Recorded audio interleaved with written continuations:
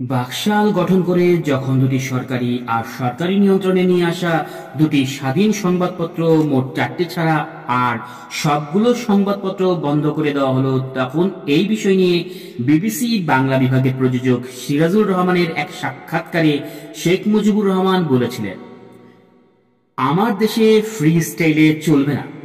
তিনি আরও বলেছিলেন যে খবরের কাগজের সংখ্যা কমিয়ে যে নিউজ প্রিন্ট বাঁচবে তা দিয়ে বিদেশে বিক্রি করে সেই পয়সা দিয়ে খাদ্যশস্য কিনে তিনি দেশের গরিব মানুষকে বাঁচাবেন।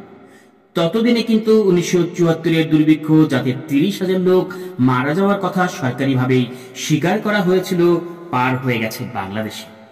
1964 সালে পাকিস্তানের লৌহমানব আইয়ুব খানের স্বৈরতান্ত্রিক শাসনকালে শেখ মুজিবুর রহমান এক বিবৃতিতে বলেছিলেন, যারা গণতান্ত্রিক আদর্শ ও ব্যবস্থায় বিশ্বাসী কেবল সাময়িকভাবে তাদের কণ্ঠরোধ করা যায়।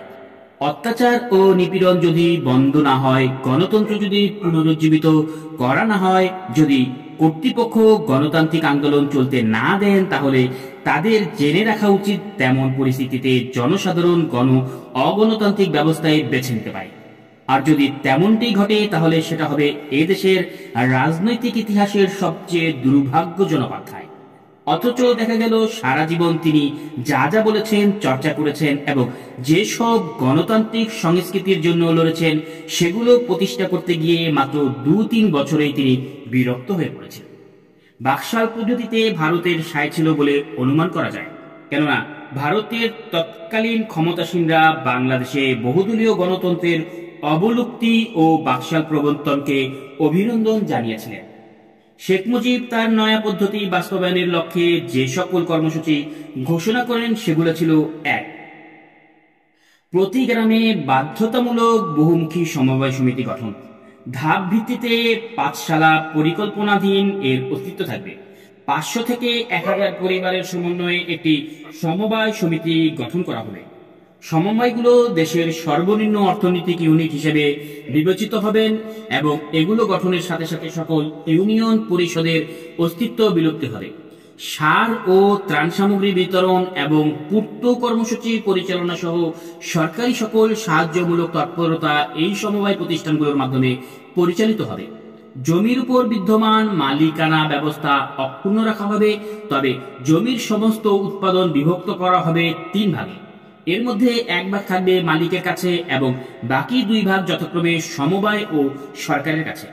দেশের সকল কর্মক্ষম বেকার এবং ভূমিহীন জনগোষ্ঠী সমবায়ের সদস্য হবে এবং তা থেকে সামান্য হিস্সা ভোগ করবে। যুবগোষ্ঠী এই সমবায় পরিচালনায় মুখ্য ভূমিকা পালন করবে। 2.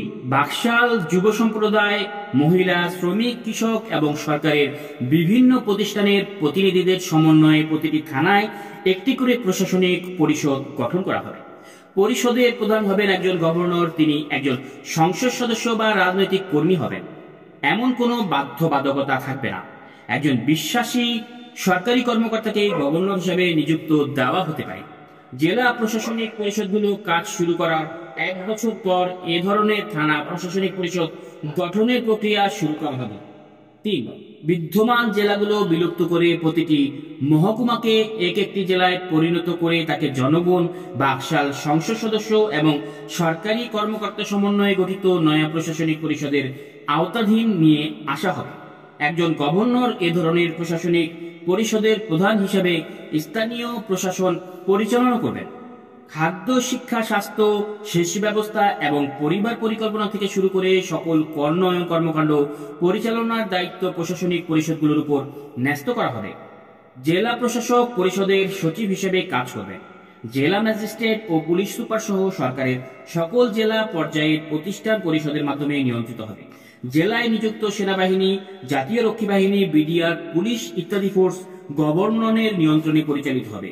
অন্য কথায়, পরিকল্পনা প্রণয়ন, বাস্তবায়ন, আইন শৃঙ্খলা বিধান ও দৈনন্দিন প্রশাসনের সামগ্রিক দায়িত্ব প্রশাসনিক পরিষদ এবং গভর্নরের উপর ন্যস্ত হবে।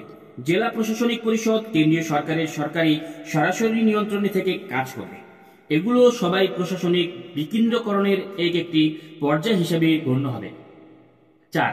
বিচার নিষ্পত্তির প্রক্রিয়ায় ব্যাপক পরিবর্তন সাধন করা হবে এবং বিচার ব্যবস্থা এমনভাবে পুনর্বিন্যাস করা হবে যাতে করে সাধারণ লোকের পক্ষে সুবিচার প্রাপ্তি ত্বরান্বিত ও নিশ্চিত হয়। তড়িৎ এবং কম খরচে সুবিচার নিশ্চিত করার লক্ষ্যে প্রতিটি থানা পর্যায়ে আদালত ও ট্রাইব্যুনাল গঠন করা হবে।